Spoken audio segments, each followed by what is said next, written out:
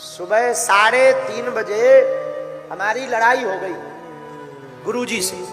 दोस्तों एक बार बागेश्वर वाले महाराज जी के अपने गुरुजी से कुछ बहस हो जाती है, जिसके कारण वो दरबार में रोने लगते हैं। दोस्तों आखिर ऐसी कौन सी बात हो जाती है जिससे गुरुदेव जी दरबार में ही रोने लगते हैं? यार आपको सब पता चल जाएगा, तो वीडियो को पूरा देख लेना। पूरी रात नहीं सोए।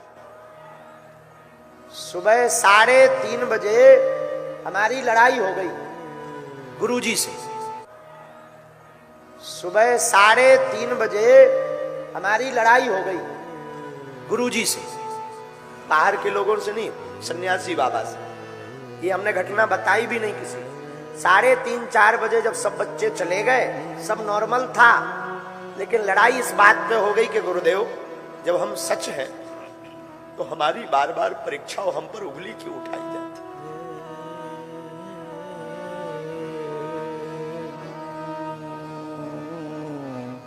5:30 बजे हमको सोते हुए जगाया गुरुजी ने सपने में और कहा हाथ फेर कर सिर पर, तू रोया मत कर, इतना ज्यादा टेंशन मत लिया कर, जा तू जहां भी जाएगा झंडा गाड़ कर आएगा, जा। बस फिर हमारी टेंशन शून्य हो गई। हमें पता था कि आज पूरे भारत की मीडिया आएगी और एक भी कमी हो जाएगी कि लाखों, हमें अपना भय नहीं है, कोई हमें मार ले गाली दे दे, हमें भय नहीं, हमें अपने सनातन धर्म का भय है। कोई संतों को बुला ना कहे, हम पाखंडी हैं, लेकिन हमारे बालाजी नहीं। हमारा सनातन पाखंडी नहीं है, हमारे सनातन के संतों में ताकत है ताकत, तपस्या में ताकत है। और आज के बाद तो हमने प्रण लिया, हम कभी किसी को अपनी परीक्षा नहीं देंगे। कितनी बार परीक्षा दें, कितनी बार।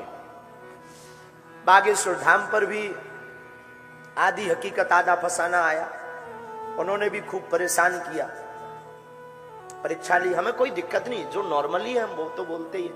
हम हमेशा बोलते हम ईश्वर नहीं है, हमारे पास कोई चमत्कार नहीं है, हमारे ऊपर तो बालाजी की कृपा है, लेकिन कृपा ऐसी है कि जो कह दिया जाता वो कटता नहीं है।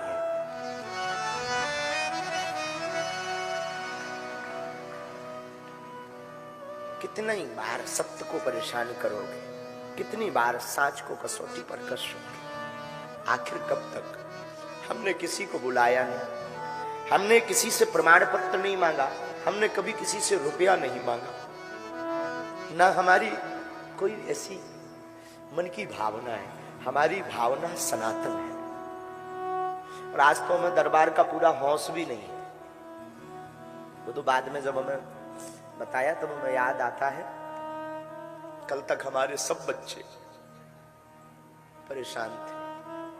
सब बच्चों के मन में यह था कि गुरुजी अपने ऊपर दाग लग गया कि हम महाराष्ट्र से आ गए, हम चुनौतियों से डर गए, हम विज्ञान के सामने फेल हो गए, लेकिन हमें अपने इष्ट पर भरोसा था। हमारा इष्ट कलयुग के राजा हनुमान जी फेल नहीं होते हैं। और आखिरकार रायपुर के इतिहास में सत्य की जीत हुई।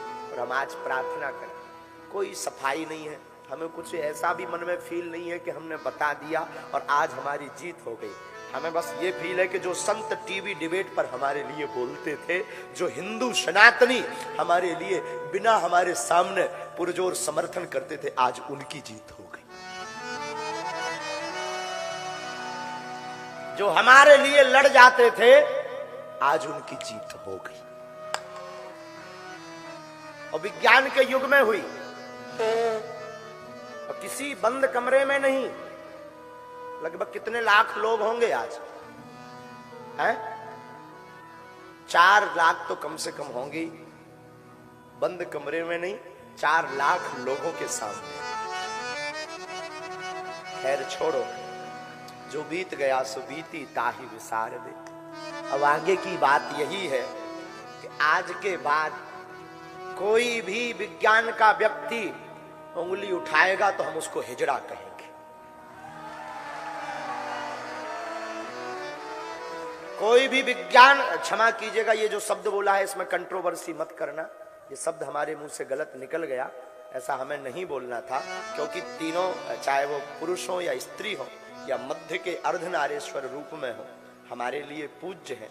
हम सफाई पहले ही दे देते हैं कि न्यूज पर चलने के पहले। दूसरी बात, अगर आज के बाद कोई कहेगा कि सनातन पाखंड है, आज के बाद कोई कहेगा कि संत पाखंडी है, हम उनकी ठटरी मार देंगे।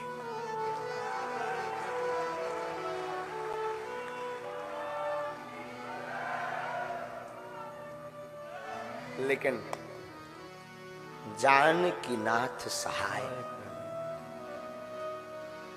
तो कौन बिगाड़े काम मेरा।